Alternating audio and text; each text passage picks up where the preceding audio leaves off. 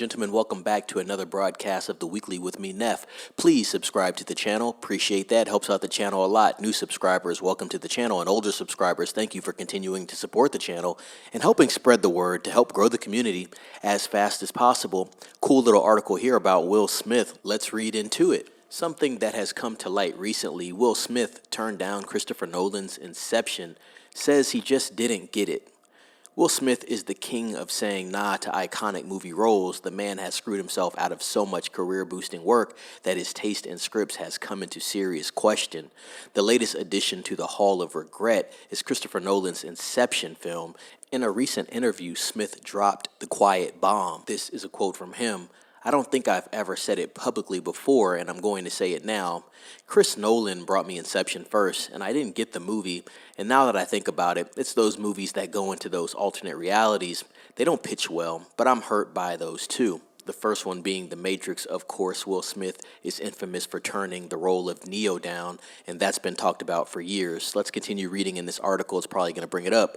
Those two being Inception, yep, and of course, The Matrix, another sci-fi classic he passed on for. Gulp, Wild Wild West, which is a fun popcorn flick. People killed that movie. It didn't do good at the box office, but it was a fun time. Smith has admitted he didn't get the Wachowskis' pitch, which involved a lot of hand gestures and vague philosophical references. You'd think after saying no to a game-changing film once, Smith might have developed a sixth sense for these things. Instead, he doubled down and also missed a Nolan brain bender that became a pop culture landmark. The man has spent the last 2 decades dodging greatness like it's a tax audit.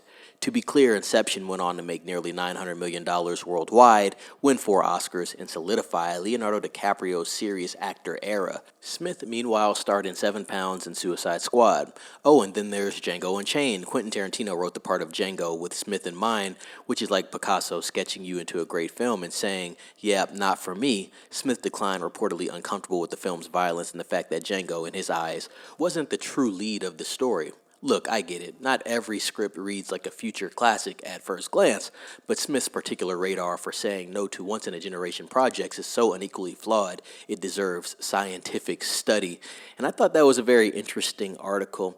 Interesting that he came out and said that as well. Obviously, with someone as talented and as popular as Will Smith, definitely a blockbuster type actor that, you know, after missing out on The Matrix, that he would have been more open-minded to these sci-fi-esque roles with a more serious tone to them, especially with someone like Chris Nolan just coming off of The Dark Knight, and that's before he put out The Dark Knight Rises. So, yeah, that was very interesting on Will Smith's part there, but these are always little interesting topics that come up in discussions that you hear through the grapevine or through podcasts now. It's very popular for this type of stuff to come up with background information on what's going on with some of these actors and how other people got the roles that maybe they have been offered first. Another one that came up was the role of Gamora for Amanda Seyfried, as she actually rejected the offer to play Gamora in the Guardians of Galaxy, that is, which became one of the more popular trilogies in Marvel Studios history.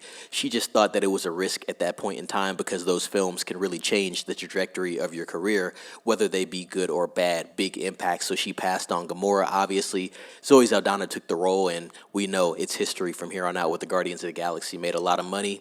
I think it helped Zoe Saldana quite a bit, and solid flicks overall that people like. And so point is, this story is not one that we've heard just once. It happens a lot, but very interesting insight there. Ladies and gents, what do you think about this happening?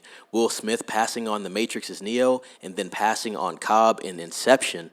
Very interesting there. I want to know your thoughts. Subscribe to the channel if you haven't. Share this video with a couple of friends and colleagues. Let them know to subscribe as well. Like this video and ring the bell for notifications.